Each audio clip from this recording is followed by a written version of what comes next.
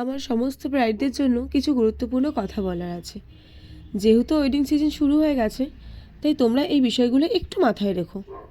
1 নম্বর হচ্ছে, যেখানে বসে মেহেন্দিটা পড়বে সেখানে পর্যাপ্ত পরিমাণে আলোর ব্যবস্থা করবেন, কারণ বেশিরভাগ ক্লায়েন্টই ভুলে যায় মেহেন্দি আর্টিস্টদের কাজের জন্য আলোর খুব বেশি প্রয়োজন হয়। 2 নম্বর হচ্ছে, অবশ্যই তোমাদের দেওয়া টাইমের মধ্যে বসার চেষ্টা করবে মেহেন্দি পড়তে, কারণ আমাদের দিনে 2 থেকে 3টে অথবা 4টে বুকিংও থাকে।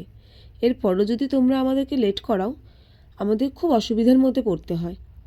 3 নম্বর হচ্ছে, যদি ঘরের মধ্যে প্রোগ্রাম করতে চাও তবে মেহেন্দি আর্টিস্টদের সুবিধা মতো জায়গায় বসতে দেবেন, যাতে সেই জায়গা থেকে বারবার লোক যাতায়াত করতে না হয়।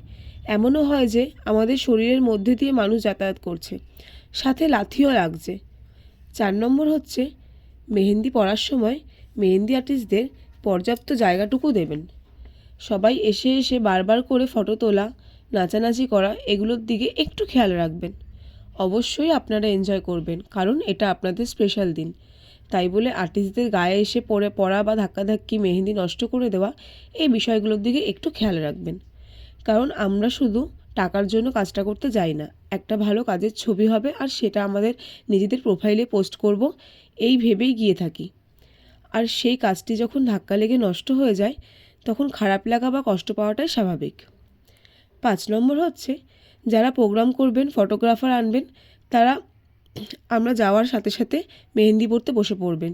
যেহেতু এত টাকা খরচ করে মেহেন্দি পড়ছেন, প্রোগ্রাম করছেন, তো আগে মেহেন্দি পড়া শেষ করে দেন ফটো তুলবেন। 6 নম্বর হচ্ছে, মেহেন্দি অনুষ্ঠানে অনেক সাউন্ড থাকবে, নাচ গান হবে, এটা স্বাভাবিক। কিন্তু আপনারা বক্স সেট এমন জায়গায় করেন যে মেহেন্দি আর্টিস্ট যেখানে বসবে ঠিক তার কানের কাছে বক্সটা রাখেন। একবার ভাবুন তো, যে প্রায় 5 থেকে 6 ঘন্টা টানা হাই ভলিউম সাউন্ড কানের একেবারে কাছে বাজলে কী অবস্থা হতে পারে। যাই হোক, এই কথাগুলো একটু মাথায় রাখবেন, যাতে আমাদের কোনো সমস্যা না হয়, কারণ অনেক সূক্ষ্ম কাজ করতে হয় তো ধৈর্য নিয়ে।